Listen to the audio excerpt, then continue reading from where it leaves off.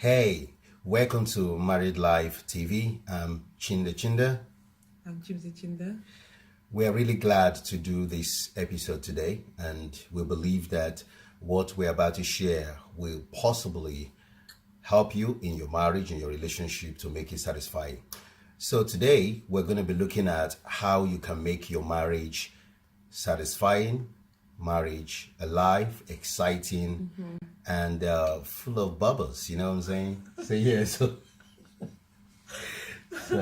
yeah, so we're gonna start with a couple of things. Number one, I want to start by saying that you need to know how to practically forgive your spouse. Yeah. What do you have to say about that? Yeah, I think you have to be very intentional, and if you have,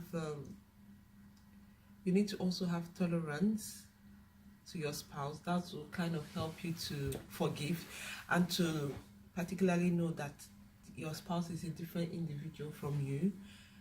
So there are some things that you tolerate, your spouse won't tolerate, and vice versa. When we talked about the presence and stuff like that. So knowing that you guys are different, and I think that'll help you to forgive each other. And forgiving is what makes your relationship grow.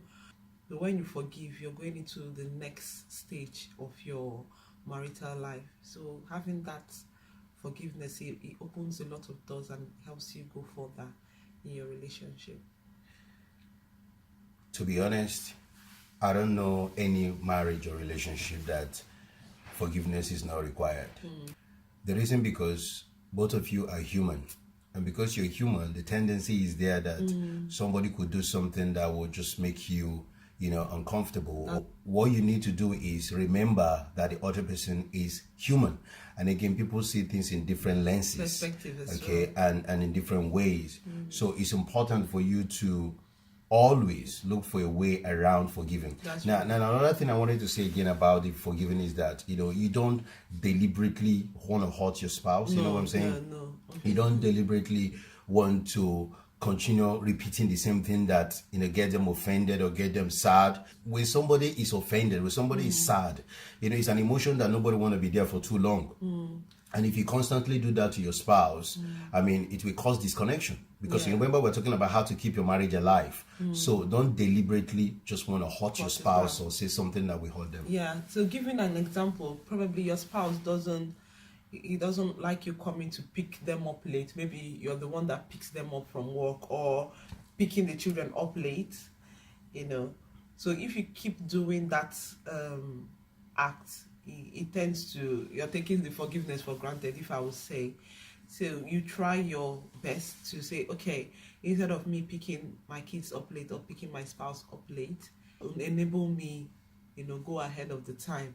Even if it's to start preparing earlier, that's an example. Well, obviously there are lots of examples out there. Yeah, so just try as much as you can to practice forgiveness, and don't deliberately cause pain and offenses within both of you, just in the name of he's gonna forgive me anyway, she's gonna forgive me anyway. Now that is taking that for granted. Now the other thing again we want to talk about is spending time together. Very important. Yeah, spending time together is very important, because a lot of things happen when you spend time together. So and we do whatever we can to spend time together, every day, 30 minutes minimum, to have quality time to talk. So yeah, what do you want to say about spending time together? Yeah, very important. Myself and my lovely husband here, we have a book that we're reading. So I'm going to read chapter 1, he'll read chapter 1, then we'll talk about the book, talk about what we've learned from the book, things like that. That's one activity we do to spend time together. And also, when any of us is cooking, the other person can just come and be talking about your day, what I did at work, what I did during the day, if any one of us is working from home.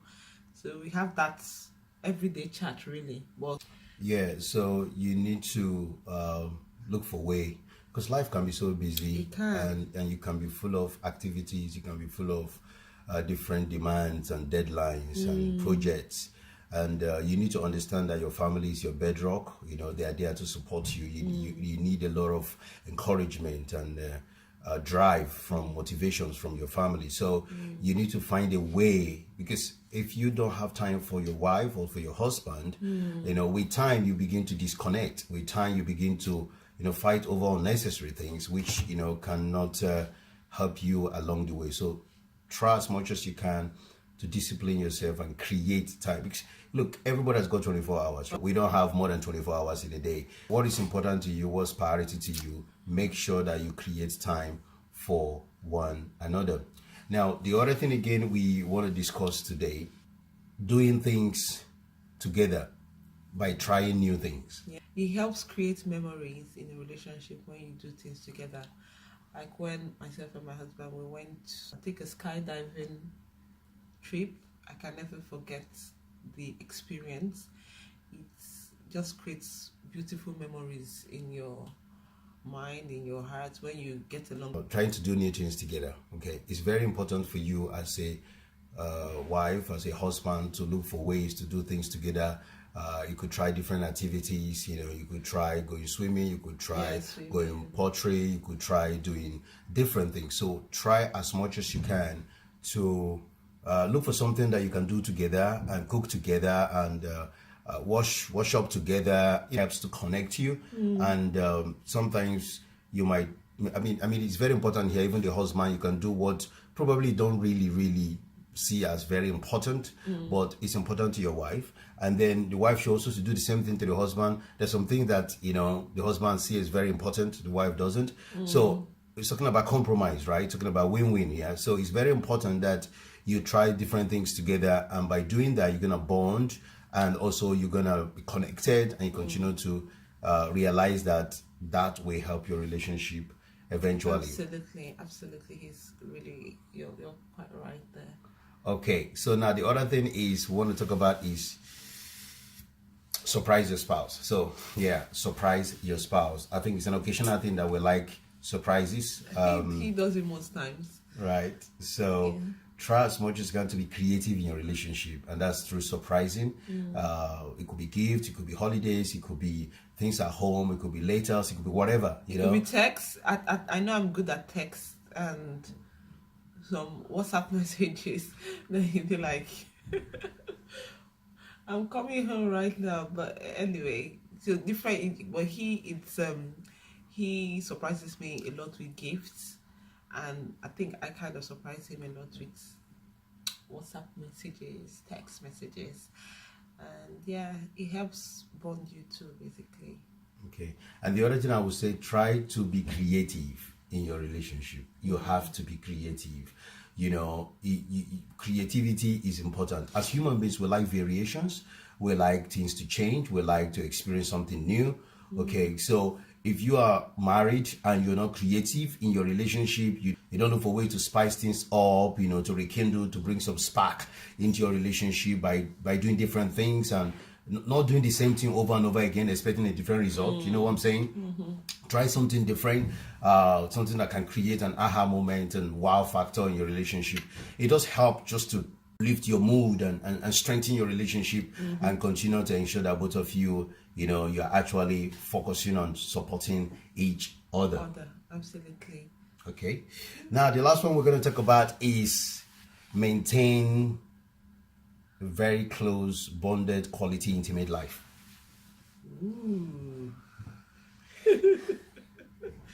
That's the elephant in the room. No, I mean, it's important. Okay. Both of you are married. Okay. Your husband and wife. And God has given you this gift of intimacy. So you need to look for a way to make sure that you actually maximize the intimacy in your relationship. I like to be in the mood. So from the start of the day, you know, oh love, when are you coming back from work? You know, he starts setting my mood from the morning rather than me when we just come back from work, jump into bed. So I like that mood setting from the onset, from the morning, I get up from bed. But that's my own perspective, and I think that's most females' perspective as well, because males are kind of more, they can easily get on with making love. We women, we want to be more the mood. He tries to keep me in the mood. It's very, very important to, for the ladies, the emotional.